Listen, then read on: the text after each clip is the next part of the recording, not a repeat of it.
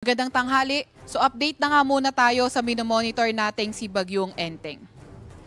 Kanina ang alas 10 ng umaga, ito ay nasa may layong 100 kilometers, kanluran, hilagang kanluran ng Lawag City, Ilocos Norte. Ito ay nagtataglay ng lakas na hangin na 85 kilometers per hour malapit sa sentro at bugso na abot sa 105 kilometers per hour. Kumikilos sa direksyong kanluran sa bilis na 25 kilometers per hour.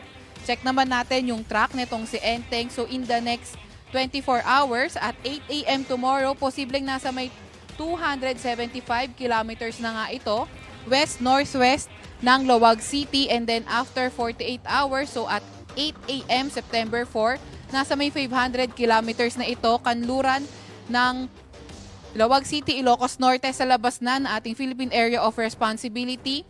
At on September 5, 8 a.m., nasa may 765 kilometers na ito, west ng Lawag City, Ilocos Norte, labas pa rin na ating Philippine Area of Responsibility.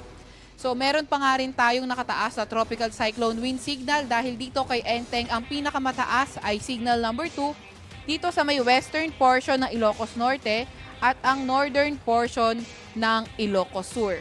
May signal 1 pa rin naman tayo dito sa may nalalabing bahagi ng Ilocos Norte, nalalabing bahagi ng Ilocos Sur, northern portion ng La Union, sa may Apayao, sa may Kalinga, sa may Mountain Province, sa may Abra, sa may western portion ng Mountain Province nga, at northern portion ng Benguet, sa may kanlurang bahagi ng Cagayan, kabilang na ang Fuga at Dalupiri Islands.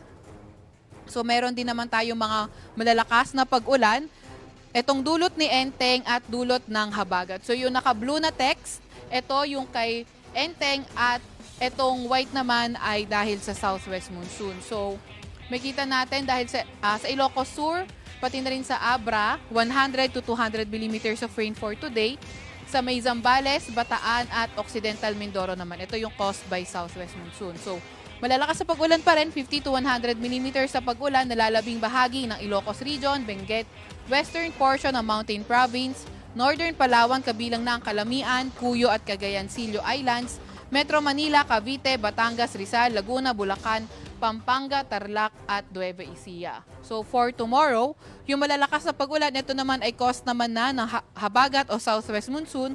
So in 100 to 200 millimeters sa may Pangasinan, Zambales, Bataan at Occidental Mindoro. 50 to 100 millimeters naman sa may northern Palawan kabilang ng Calamian, Cuyo at Cagayan Silio Islands, Metro Manila, Cavite, Batangas, Rizal, Laguna, Bulacan, Pampanga, Tarlac, Nueva Ecija, La Union at Benguet. And then by Thursday, yung malalakas sa pag-ulan, 100 to 200 millimeters of rain sa may Zambales, Bataan at Occidental Mindoro.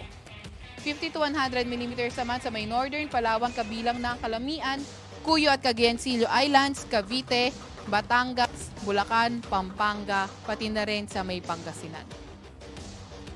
Inaasahan nga din natin itong napag-iba yung southwest monsoon o habagat ay magdadala ng mga bugso ng malalakas na hangin for today sa may Ilocos Region, Cordillera Administrative Region, Nueva Vizcaya, Quirino, Zambales, Bataan, Aurora, Bulacan, sa may Metro Manila, Calabarzon, Mimaropa, Bicol Region, Western Visayas, Negros Islands Region at Northern Samar.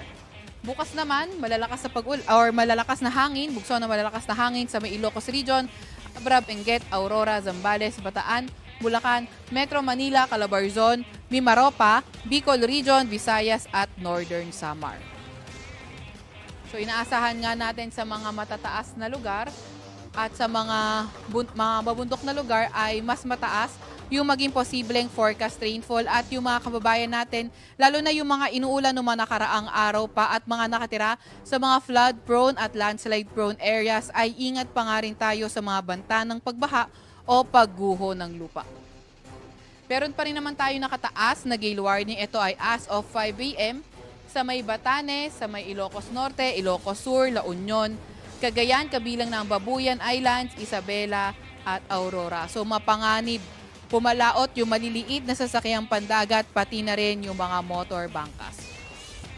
So, eto naman, yung latest nga natin na track. So in the forecast track, so posible nang lumabas si Enteng na ating Philippine Area of Responsibility by tomorrow morning. And then after 12 hours, posible na nga itong ma-reach niya yung tropical storm category.